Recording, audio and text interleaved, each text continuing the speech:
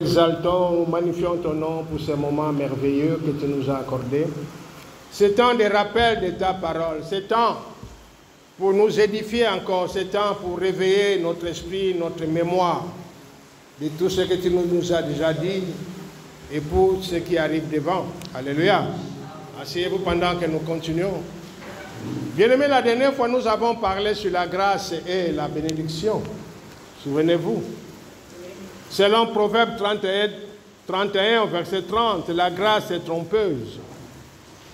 Et le Seigneur a voulu, par la bouche de son ange qu'il a envoyé pour nous entretenir, nous expliquer pourquoi nous le lisons que la grâce est trompeuse. Mais en réalité, on ne savait pas comment est-ce que la grâce est trompeuse. Ce n'était pas dans le sens que la grâce nous trompe. Non. C'était dans le sens que tu peux avoir la grâce aujourd'hui. Mais une chose qui est sûre, cette grâce ne peut pas rester éternelle. Une chose qui est sûre, cette grâce a un temps de, comment on dit quoi, péremption. Tout comme un médicament que tu reçois, on dit que tel produit qui est bon aujourd'hui, mais dans 3 ans, cela va perdre sa valeur. De la même façon, bien aimé, de la grâce de Dieu. Alléluia. Et l'ange de Dieu qui nous entretenait nous a fait comprendre qu'une grâce, bien que cela a un temps limité et des fois temporaire, cette grâce peut devenir permanente. Et de là, ça quitte de la grâce pour devenir une bénédiction. Et c'est que le Proverbe chapitre 10 au 22 nous dit, c'est la bénédiction de l'Éternel qui enrichit et ne le fait suivre d'aucun chagrin. Et il a voulu bien nous rappeler de réaliser qu'il n'y a aucune bénédiction que Dieu donne à une personne, que cela soit par grâce. Il n'y a jamais eu de bénédiction de Dieu par grâce. Il y a la grâce de Dieu par grâce, sa miséricorde, sa bonté. Mais il n'y a pas de bénédiction que Dieu donne à une personne, que cela soit par grâce. Lorsque Dieu bénit, il y a une cause qui a provoqué et que la personne soit bénie. Alléluia. Et l'ange de Dieu qui nous entretenait nous a fait comprendre que tu peux recevoir seulement la grâce par rapport à une situation. Mais la façon que tu vas entretenir cette grâce peut se transformer en bénédiction. Dieu a dit que la grâce est temporaire, à un temps limité. Mais la façon que tu exploites cette grâce, cela peut devenir avoir de prolongation jusqu'à devenir une bénédiction. Alléluia. La grâce devient trompeuse lorsque son terme vient et que nous n'avions pas fait de cette grâce une source de bénédiction. C'est en ce moment-là que la grâce devient trompeuse. Lorsque le temps de la manifestation sera là et que le corps de Christ va commencer à manifester les dons, le corps de Christ aussi qui va voir, qui va accepter, va commencer à manifester les dons et les capacités.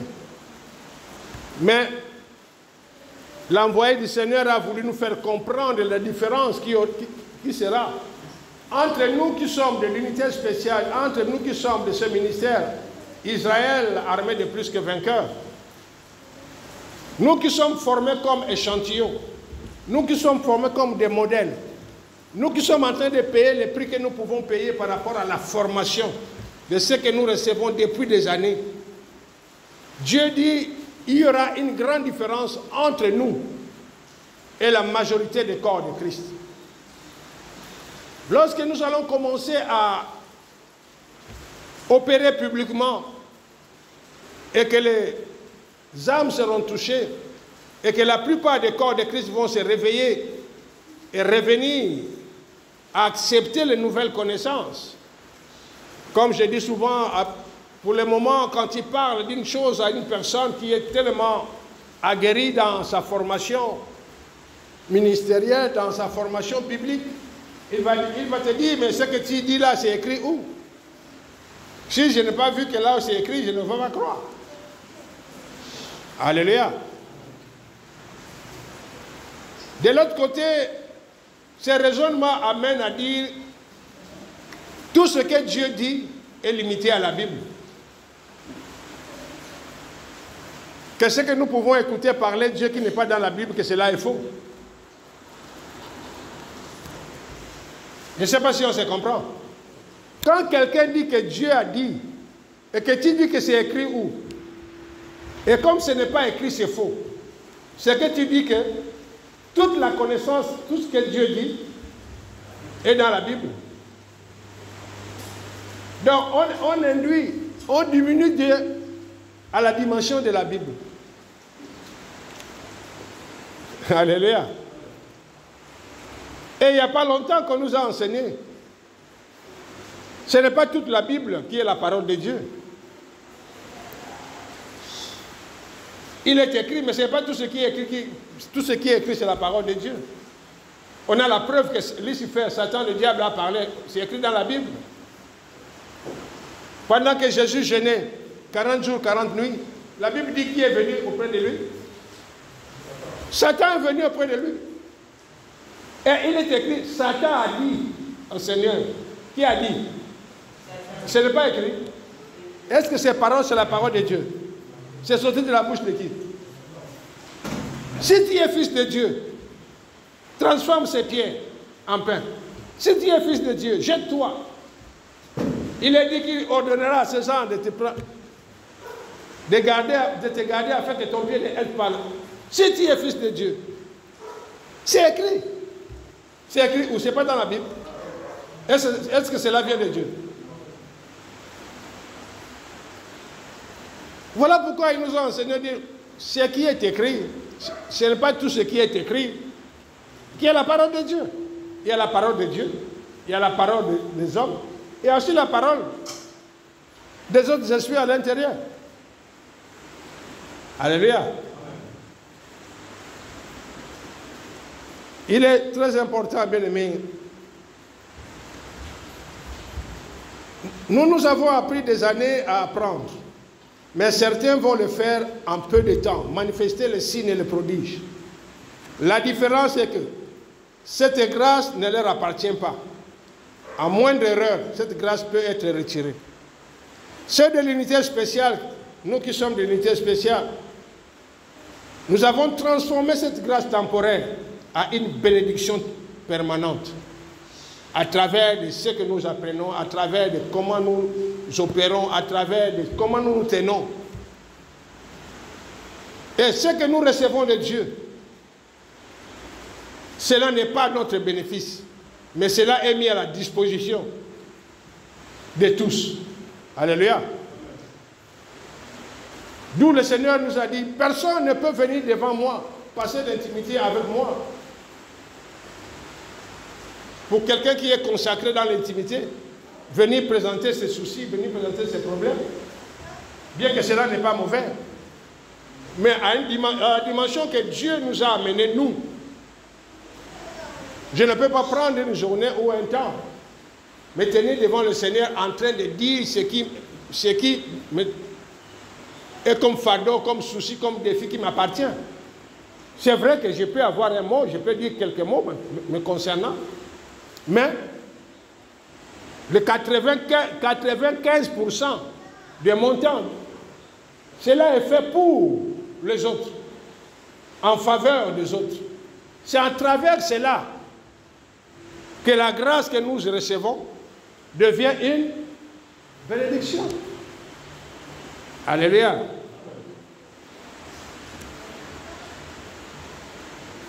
Ce que nous sommes en train d'acquérir par le travail était au début une grâce. Nous l'avons maintenant, par le travail, transformé à une bénédiction. C'est là où le Seigneur est en train de nous dire, quand le temps sera là, ne soyons pas étonnés ou bien ne soyons pas frustrés.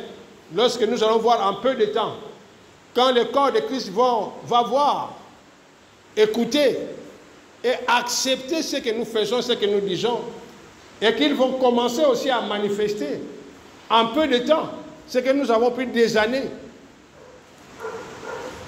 pour dire, oh, avec tout le temps que nous avons fait, c'est maintenant, et aussi il faut en peu de temps. La différence est que pour eux, Ce n'est pas définitif. Pour eux, c'est temporaire. Tandis que pour nous, cela va nous accompagner jusqu'à l'éternité. Et rappelons ce qu'il nous a dit. Ce qui est impossible pour nous, c'est ce que nous voulons que ce soit impossible. Pourquoi? À travers ce que nous recevons de la grâce que nous avons reçue, transformée en bénédiction, il nous amène à un niveau, à une dimension où rien ne nous sera impossible. Comme il est en train de nous dire, la seule limitation que nous aurons, c'est la limitation que nous allons nous imposer nous-mêmes. Pourquoi? Il dit, j'ai fait de vous ma continuité. Comme je suis sans fin, je vous amène à une dimension, à la grandeur qui n'a pas de fin. J'ai fait de vous la continuité de mon amour, la continuité de mon pouvoir, la continuité de mon autorité. Je mets en vous, je mets à votre disposition les richesses de toute la terre. Les seules limitations que nous aurons, c'est les limitations que nous allons nous imposer nous-mêmes. Par rapport à certaines circonstances, tu dis, oh, là vraiment c'est difficile, ah, là vraiment ça semble impossible. Alors c'est là où ça sera impossible pour toi. Mais tant que nous allons nous tenir que rien n'est impossible à Dieu, et donc rien ne me sera impossible. Alléluia. La grâce que nous avons reçue, bien-aimés, le peu que nous avons reçu, bien-aimés, travaillons. Je vais vous rappeler ces quelques paroles que nous avons eues il y a un peu longtemps. Peut-être, la plupart d'entre nous, peut-être nous avons oublié, où cela est classé dans nos documents. Dieu nous a amenés à la dimension que lorsque tu dis à une personne bonjour, forcément cette personne passera une bonne journée. Pour les autres en général, bonjour c'est une formalité de politesse ou bien de salutation ordinaire. Dieu nous a amenés à la dimension que notre bonjour devient une bénédiction à la personne qui le reçoit. En disant à une personne bonjour,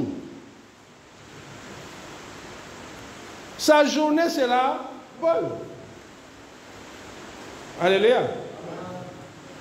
En prenant conscience de cela, quand tu vois tu es face à une mauvaise personne, tu sais que la personne là est méchante. Lui dit de passer une bonne journée. Pour lui, la bonne journée, ce sera lorsqu'il a fait beaucoup de mal. En rentrant chez lui, il va dire, oh, en tout cas, j'ai passé une bonne journée. J'ai beaucoup escroqué, j'ai beaucoup ceci. Ah, parce qu'il a fait le gain, non? Voilà pourquoi il y a des personnes, quand tu lui salues, tu dis salut. Où est la différence? Il y a des personnes... Je ne libère pas de ma bouche bonjour. Je dis, oh, salut. Parce que Dieu nous a amenés à la dimension, quand il dit bonjour à la personne, cette personne passera une bonne journée. Passer une bonne journée, c'est quoi? D'avoir réussi ce que tu fais, d'avoir... Si tu es commerçant, tu as fait une bonne affaire, hein? De partout, les bonnes portes sont ouvertes, et tu as eu la grâce de... Si tu dis que j'ai passé une bonne journée. Alléluia. Bon, maintenant, pour quelqu'un qui est mauvais, qui est méchant, qui est criminel, qui est voleur, pour lui passer la bonne journée, ça sera quoi? Réussir ses coups sans avoir été attrapé. Et rentrer à la maison le soir tranquille et dire, oh, vraiment, la journée était bonne. Est-ce qu'on se comprend? Bien aimés, rappelons-nous de cela. Le Seigneur nous amène à devenir une source de bénédiction pour toute personne qui nous connaît. Pour toute personne qui a notre image. Le Seigneur nous fait grâce de devenir une source de bénédiction pour la multitude. Chaque personne qui vous connaît est bénie. Chaque personne à qui vous souhaitez un bon jour passera forcément une bonne journée. Cette grâce vous rend responsable de la grâce que vous répandez autour de vous. Vous voyez ce que je viens de dire? Que lorsque tu connais que cette personne est criminelle, en lui disant bonjour, alors il fera un bonjour par rapport à lui qui est de faire plus de mal, qui à la fin il sera content de tout ce qu'il a accompli. On est ensemble? Si vous rencontrez une personne et que cette personne passe une mauvaise journée, cela sera de votre faute. De manière que lorsque tu t'arrêtes, une connaissance, un parent, un ami, ou quelqu'un à qui vous regardez, tu dis bonjour. Réalisons, bien-aimés, à tout moment que nous disons bonjour à une personne, ce n'est pas une formalité de salutation pour nous, c'est une bénédiction que nous établissons dans la vie de la personne, qu'on le connaît ou non. Plus encore si la personne nous connaît et que nous connaissons la personne. On est ensemble? Pour honorer cette grâce, priez pour chaque personne que vous connaissez. Vous êtes obligé de le faire pour honorer la grâce que Dieu vous a faite. À tout moment que vous honorez ce que Dieu vous a donné, pour quelle raison que Dieu ne va pas ajouter plus de grâce dans votre vie? Parce qu'il sait que vous êtes devenu une source de bénédiction pour les autres. Plus tu reçois de Dieu et plus tu le partages, plus Dieu t'ajoute. Alléluia. À la différence d'un lac, la rivière ne garde pas son eau. La rivière coule. Le lac garde. Dieu veut que nous soyons cette rivière. Par où coulent ses bénédictions, par où coule sa grâce. Tous ceux qui nous approchent, tous ceux qui nous approchons, sont touchés. En cela, on est ensemble? S'il arrive que Dieu veut ajouter la grâce et le privilège, il le fera à celui qui en a partagé plus. Celui qui n'a pas exploité cette grâce au profit des autres se verra retirer même cette grâce. Il les a donnés à un 5 talents, l'autre 2 et à un autre 1. Celui qui a pris le 1 talent est parti creuser le trou et puis les a enterrés. Ceux qui ont reçu 5 et 2 talents sont partis travailler. Celui qui a reçu 5 a produit 5 plus. Celui qui avait eu 2, il a produit 2 de plus. À la fin, qu'est-ce que le Seigneur a dit? À celui qui n'avait rien fait, retirez même ce qu'il a. Donnez ça à celui qui en a beaucoup plus. On est ensemble? Plus tu deviens un canal de bénédiction, une source de bénédiction pour les autres, plus Dieu déverse sur toi sa grâce et ses bénédictions. Plus pour toi, pour dire bonjour à quelqu'un ou bien libérer une bonne parole à quelqu'un. Ah, est-ce que je le connais? Que tu passes une bonne journée, tu passes toute la journée et tu es dans le milieu de différents gens. Tu n'as pas libéré de paroles, d'encouragement, de bénédiction, de soutien pour quelqu'un. C'est comme celui-là qui avait pris un talent, qui a parti le garder. Plus tu libères des paroles, de fortification, de bénédiction, d'encouragement, cela amène que la gloire que Dieu nous a revêtue. Qu'est-ce qui s'est passé au début de cette année? Qu'est-ce qui s'est passé au début de cette année? Comment nous sommes rentrés en 2025? Revêtus de la gloire de Dieu. Et le Seigneur nous a expliqué. Il y a une différence entre revêtu de la gloire de Dieu et investi de la gloire de Dieu.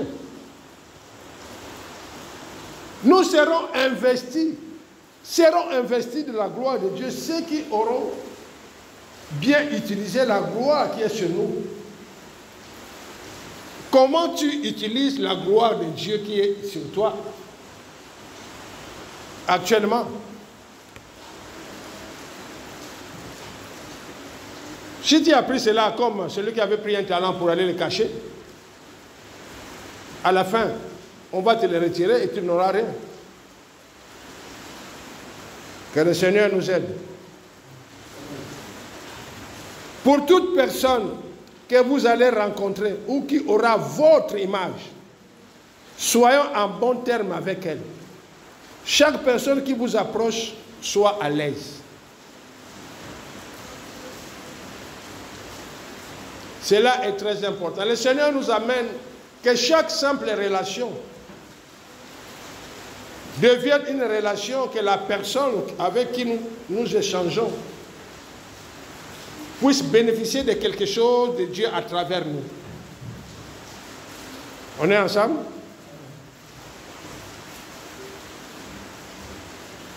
Que le Seigneur nous aide réellement à comprendre ce que le Seigneur est en train de nous dire.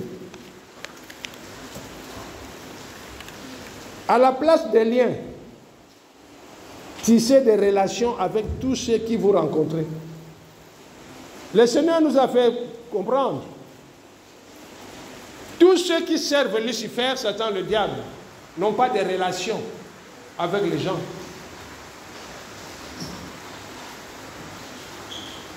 Ils ont des liens, mais pas de relations. La preuve est que tous ceux qui, la plupart qui s'engagent dans la voie du satanisme, Lucifer les exige d'abord à haïr les personnes qui les sont le plus proches.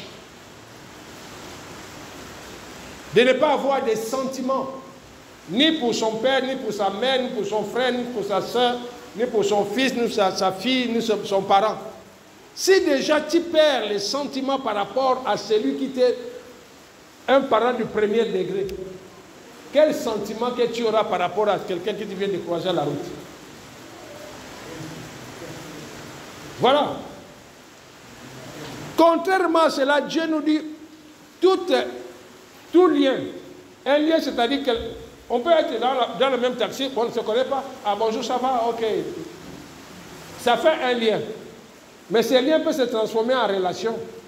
De la façon que je peux ouvrir ma bouche pour parler, de ce que je peux dire à cette personne, et que la personne peut partir en portant avec elle mon image. Oh, j'étais dans le taxi ou dans le bus avec quelqu'un, oh, il a dit telle parole. Oh, ce qu'il a dit là, oh, vraiment, ça m'a touché. Et cela amène que la personne garde mon image dans son cœur. Et toute personne qui garde mon image ouvre une porte dans son cœur pour que le Seigneur Saint-Esprit entre. Pour mes paroles que je libère, que tous ceux qui me connaissent, tous ceux qui portent mon image dans leur cœur, Seigneur, touche leur cœur, mets la paix dans leur cœur, préserve-les de tout mal. Le fait seulement qu'ils ont mon image dans leur cœur,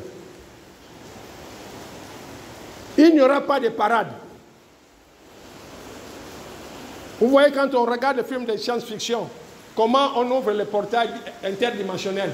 Quelqu'un qui, soit par l'incantation, qui a la capacité d'ouvrir des portes interdimensionnelles qui l'amènent de telle dimension à telle dimension, aussi facilement. Ton image dans le cœur de quelqu'un ouvre la porte interdimensionnelle dans la vie de cette personne.